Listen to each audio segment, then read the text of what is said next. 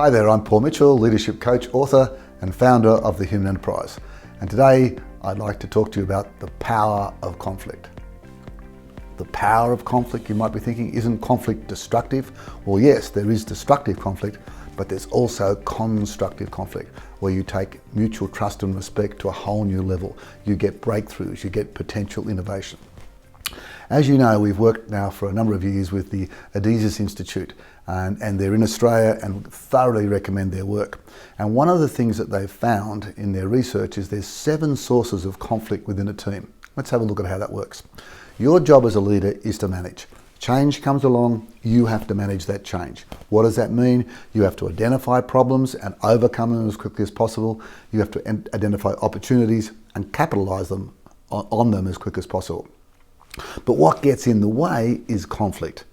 And so to be able to manage those opportunities and problems much more quickly, you need to know what is the source of conflict. Now, we're not going to talk about how to deal with that conflict here, but at least be able to identify it. You can't grow a business if you can't identify what some of the KPIs are in that business, and you can't grow a team unless you can identify what the sources of conflict are.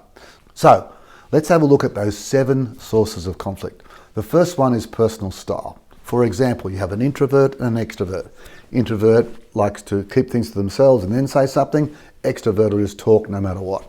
The introvert says, "Well, I could talk if you learnt to shut up," and the extrovert says, "Well, you know, if you want to say something, speak up." So we have this conflict in terms of personal style. We have one in terms of interest. The financial controllers want to make sure that things are profitable, but production just wants to produce and produce and produce. But what if you're producing and there's no sales? Then you've got a cost rather than revenue or profit to the business. So there's differences in interest. Another big one is the conflict about, are we deciding or are we implementing? Ever had a team meeting, everyone discusses it and we think we're still deciding, and the next thing you know, someone says, "Well, I've done this and I've done this and I've done that." And you go, "What? I thought we were still talking about that." Or did they think they were actually still deciding? You come back to the meeting and you say, "Have you done that?" I say, No, I thought we were still talking about it. We were still deciding. So there's a contrast sometimes between deciding on one side and implementing the other. Then we have a conflict of roles or role definition.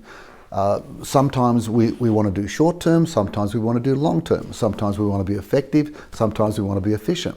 Someone in your team could be thinking about the short term consequences, we need sales now, and other people are thinking about the long term consequences of brand. So we have this conflict of roles.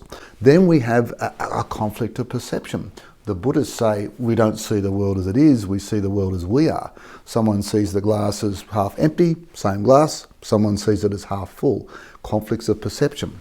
Then one which comes up a hell of a lot is a conflict of definitions. Same words but different meaning. There's a wonderful researcher in Melbourne, in Victoria, John Evans from Cultural Imprint, and he's shown, for example, words like quality have different meanings even in different cultures. Quality to the Germans might mean precision or accuracy, whereas quality maybe to the French or the Italians means a luxury. So yes, you're using the same words in your teams, but is there a conflict simply because you're defining them incorrectly? And finally, a conflict of values. In my earlier days, I worked a lot in Asia, and there they had a high value on having work and having money come in, and not a high value on safety.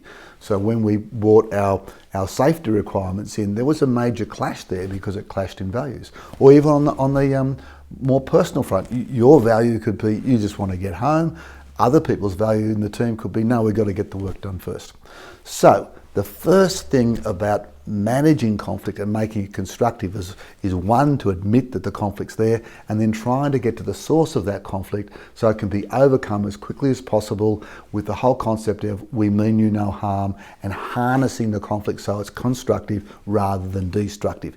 And that way you go faster, and that way you stay in business. I'm Paul Mitchell. Find the passion, develop the skills, make the numbers, and make a difference. Hey, thanks for watching this video on the power of small tweaks or small leadership tweaks. We'd love your feedback, so keep it coming via email and social media. And if you believe in the power of small tweaks, I guarantee you also believe in the power of learning.